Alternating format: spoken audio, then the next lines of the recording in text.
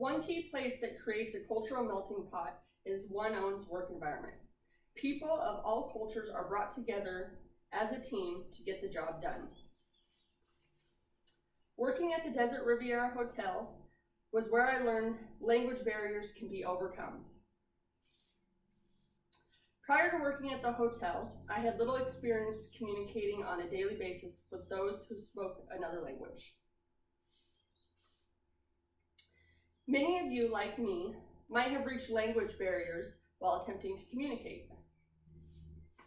My experience with this was when I accepted a job which my coworkers primarily spoke Spanish. This brought both a challenge and an opportunity to enrich my nonverbal communication skills. Although I had experience with the job requirements, I had never before entered a workplace with such a communication barrier.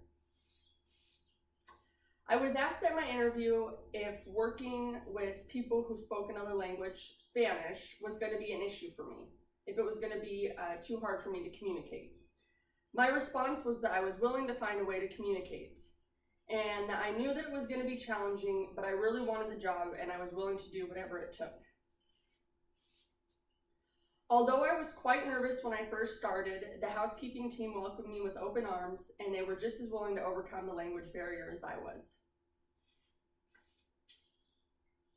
It was soon clear to me that this group of women were very dedicated to their job. The biggest challenge was learning the Spanish words for places and items within the hotel. But I did quickly catch on to a few simple words, such as funda for pillowcase, sabana for sheet, toalla for towel, and bata for robe.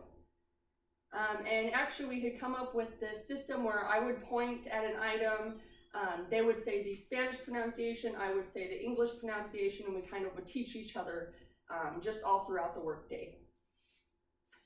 And then one tool that was also very helpful was Google Translate. We would often use this to communicate.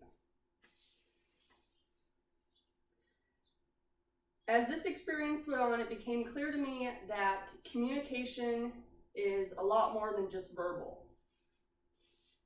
Had I known then what I've learned now, I would have paid more attention to body language while communicating.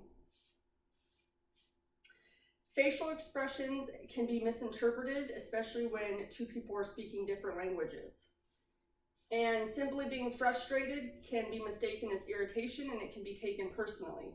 Something as simple as a sigh or a grunt or something, because we don't speak the same language, often I would find that the other housekeepers would be thinking that I was maybe irritated or upset with them, which wasn't the case.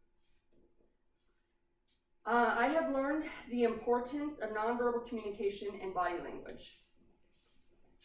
And all in all, I am grateful that I had entered into this experience with an open mind and a willingness to learn.